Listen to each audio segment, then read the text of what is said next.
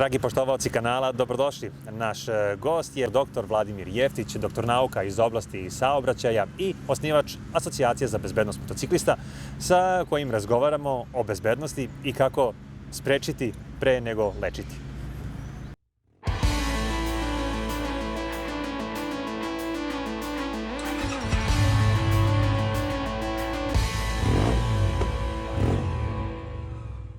Da li bezbednost prepoznaje razliku između vozača manuelaca i vozača skutera?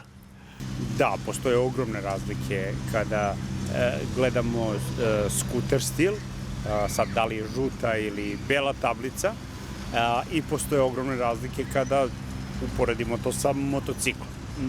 Postoje specifičnosti zapravo sad kad pričamo s aspekta saobraćajne nezgode. Negde otprilike je, ajde kažem, onako najosnovnija neka raspodela je 2/3 su učesnici nezgoda vozači motocikla, otprilike 1/3 su vozači mopeda ili ono što se popularno zove skuter. Postoje sada tu razlike u načinu, odnosno u mehanizmu nastanka saobraćajne nezgode. Mi smo otišli dosta duboko tu, ali osnovna razlika je, ajde kažem, u tom kvačilu pre svega. Kada u praksi vozač može da oseti nedostatak kvačila, to je kad se desi opasna iznenadna situacija, za čije rešenje u maksimumu negde vozač ima 3 sekunde.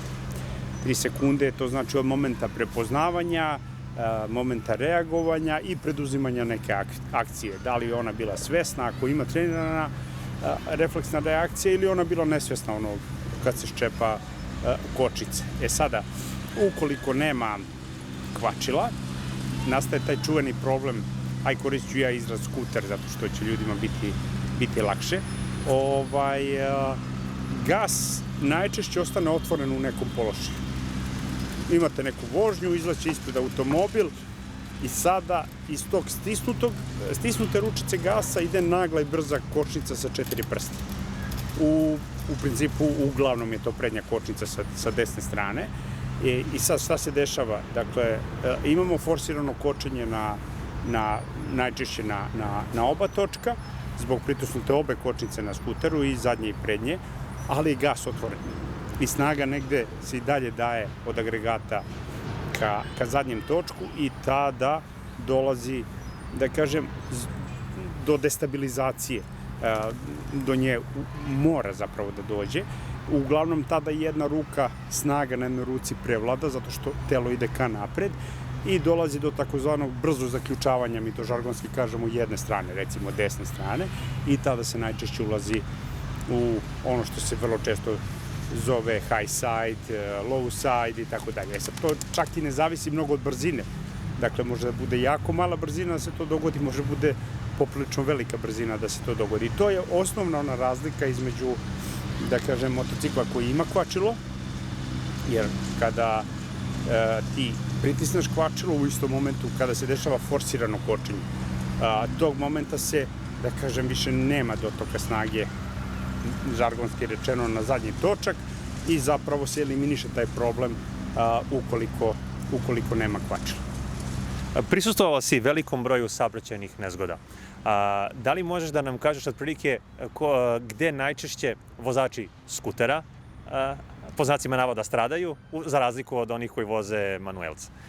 Obično se skuter, moped i tako dalje u očima drugih vozača deluje, pošto je gabaritno manji, stvara se taj utisak da je manje vredno, manje značajno. I onda se ponašaju prema tome, ajde kažem da iskoristim neku finu formulaciju, onako ne na baš lep način, onako malo više egoistično, bezobrazno.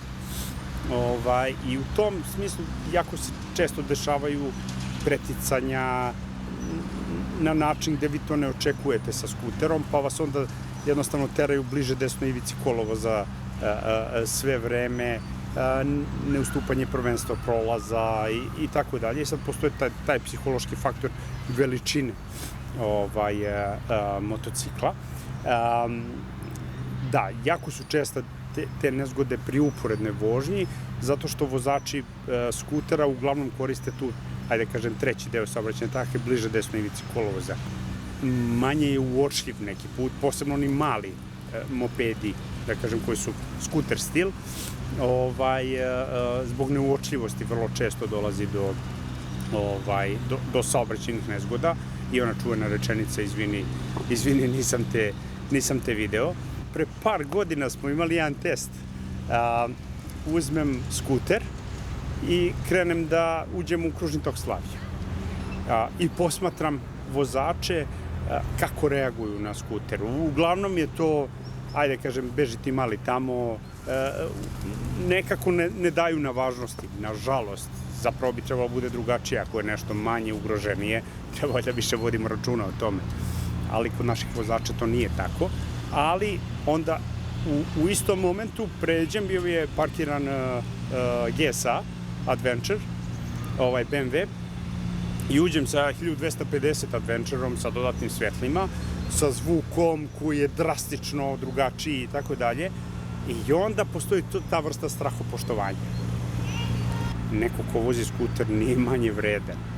Naprotiv, neko ko vozi skuter morate mnogo više da ga čuvate. Što je dete manje, pa zahteva valjda više da se trudite oko njega, više vaše pažnje, više svega u saobraćaju. Opet kažem, nažalost, kod naših vozača to nekako, tu se vidi taj nedostatak empatije, to gde nije možda mogao da se ostvari na nekom polju, pa onda kada je nešto izgleda manje i slabije, onda ima tu vrstu dominacije.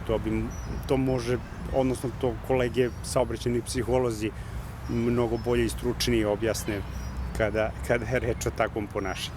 Koji procenat vozača, ajmo da kažemo ovako, na 2 točka, generalno, je nosio neku uočljivu fluorescentnu opremu, mislim na fluorescentni prsluk ili u nekom najboljem slučaju fluorescentnu kacigu ili oba 2 komada? Ne mnogo.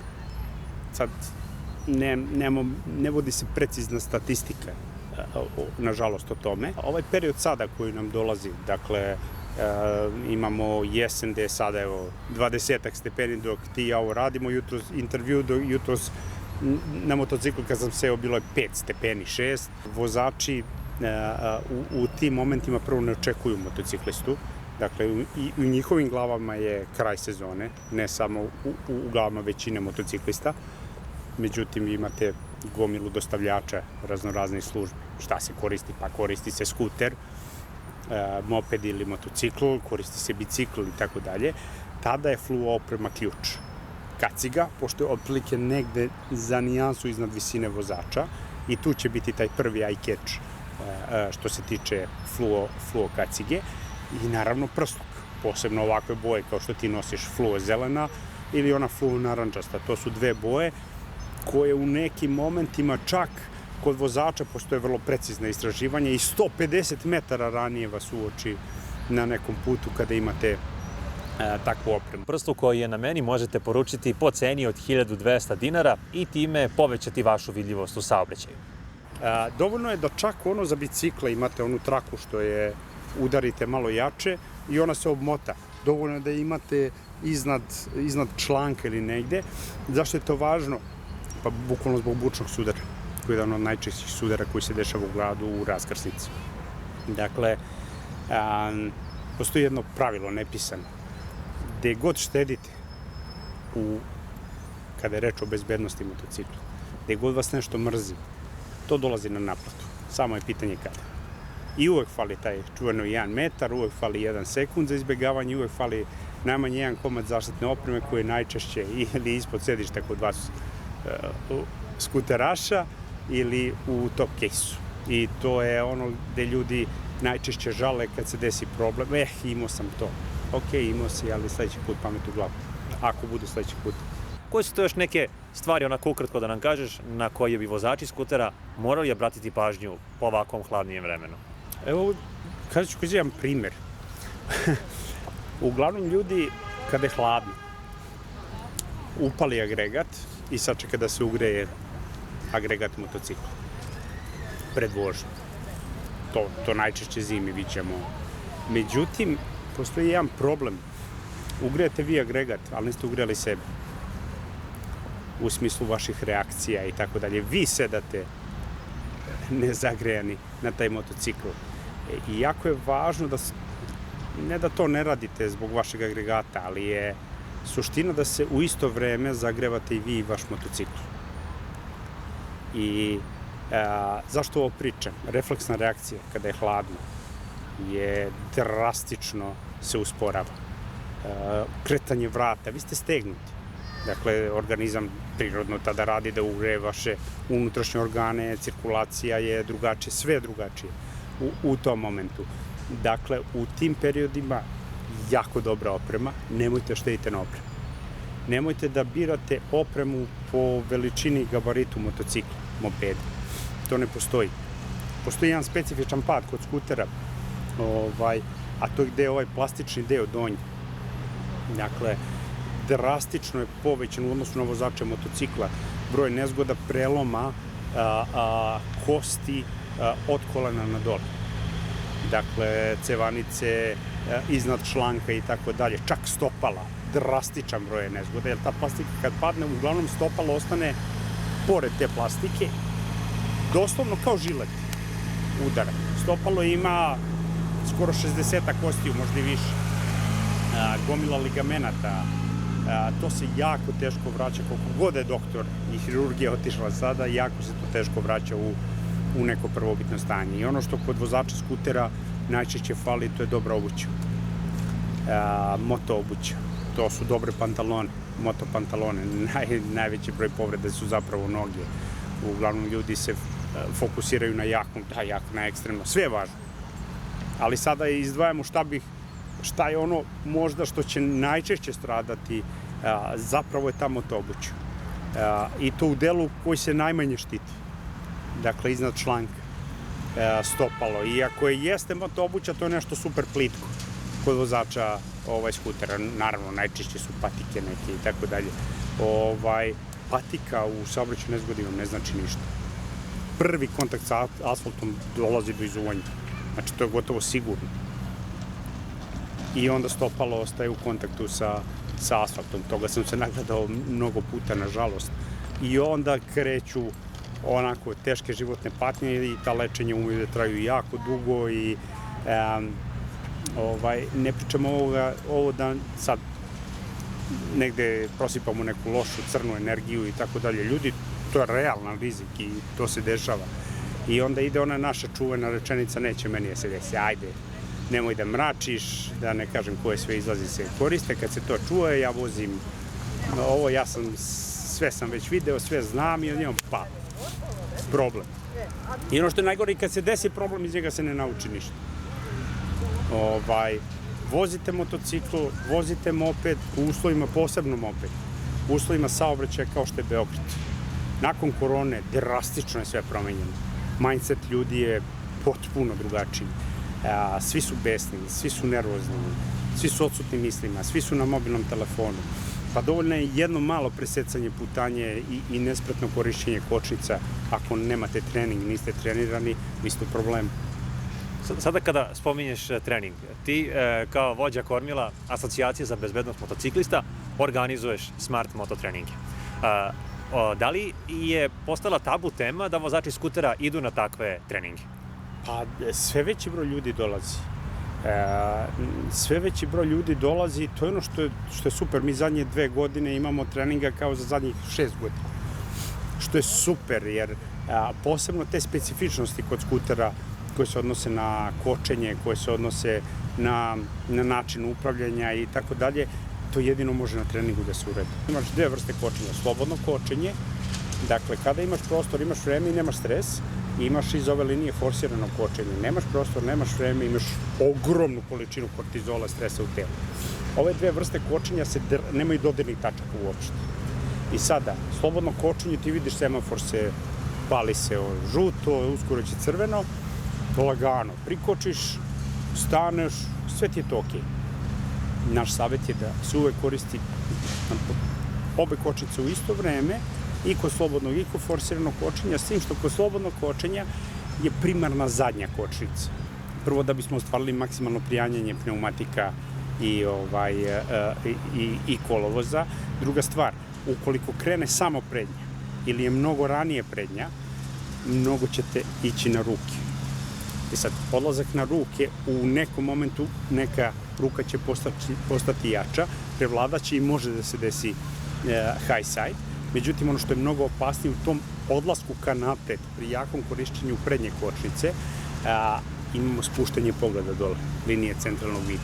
Tog momenta motocikl gubi izlaz iz opasne situacije i dovodi spuštanje pogleda dole, vam pravi nenormalnu nestabilnost.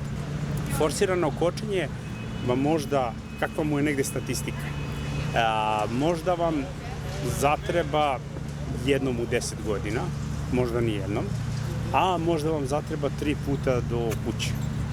Dakle, otprilike mu je takva statistika. I jako je važno, jedino mesto gde to možete da uradite, da vidite šta je maksimum vaših kočnica, je trening. Dakle, gde mi između ostalog forsiramo to, pored pogleda, counter steeringa i oslobađanja od straha. To je trening. Trening je više psihologija. Mi zadnjih 4-5 godina, ja u nauci puno radimo na tome, zato što ljudi imaju, šta se desi, vi jednom padnete, 2 puta padnete, mozak to memoriše kao drastično opasnu radnju. I sve više ćete biti stegnuti. Sve više će biti stiskanje u krivini i tako dalje. I ljudi ne znaju odakle to dolazi. To može jedino na treningu i jedino uz, da kažem, to stručno vođenje. Ne treba vam više od sat, 2 vremena da se to reši. Što se tiče pogleda. Još jedna jako važna stvar kod skutera. Drastično veći broj skutera nema ABS. Ili ima nešto što je, ajde, nazovi ABS. I to smo viđali. Moj savjet, ne postoji ta cena ili nešto što vam se vizualno sviđa ili bilo šta, da vi nabavite skuter ili motocikl, a da on nema ABS. Da vam neko pokloni, ja takav skuter ne bih uzeo.